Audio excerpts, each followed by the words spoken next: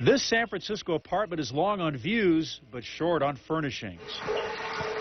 I had to buy a new bed. I had to buy a new coat. I had to buy winter clothing. Afia Jamfi put her life's possessions in storage last summer. When she wanted them back, the movers were a no-show, and her stuff was nowhere to be found. I was completely devastated. I mean, I can't even describe.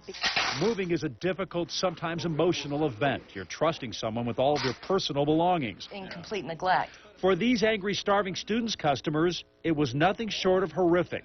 They met at our studios to share their stories. They scuffed everything they touched because, you know, you're hitting that metal, the wood against that metal, bouncing down the stairs. These two guys just demolishing my things.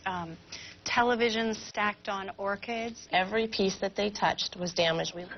These are all files. The Better Business Bureau's Bill Mitchell has had a file on the company since 1978. The number of complaints that we receive on starving students is far and away beyond what we get from any other moving company. Cases just started dropping off the back of the truck. Of inept workers. They opened the back of the truck. 4 items fell out.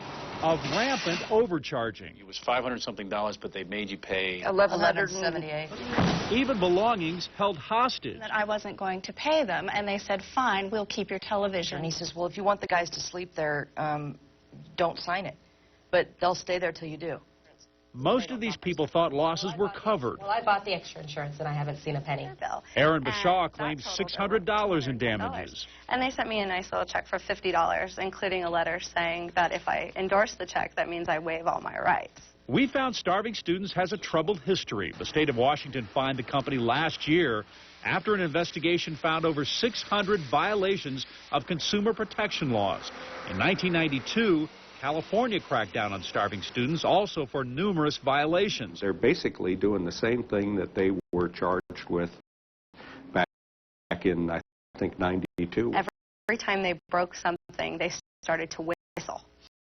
So we would be in a different part of the house, and we would hear something go crash, and then they would start to whistle, and we'd be afraid to go and see what had broken.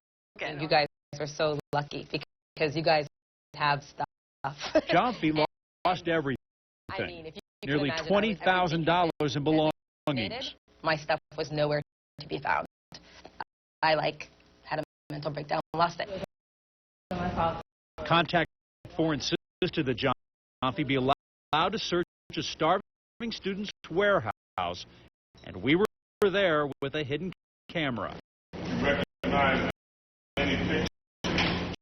She describes a warehouse in disarray, filthy conditions, open crates that seem just shoved together. No, that's not my TV. Yet she persisted, going from one crate to another for an hour. Finally, And yeah, I saw it at the corner of my eye, and I was like, that's mine, that's mine. just remnants, but they were found in other people's belongings, suggesting a system out of control. So after all of this, what would the head of Starving Students say about our investigation?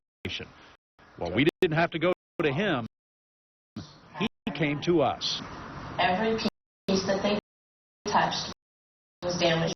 If I had to move and I had people doing that in my house or treating me like that, I could get my shotgun. I feel kind of really upset. That's atrocious.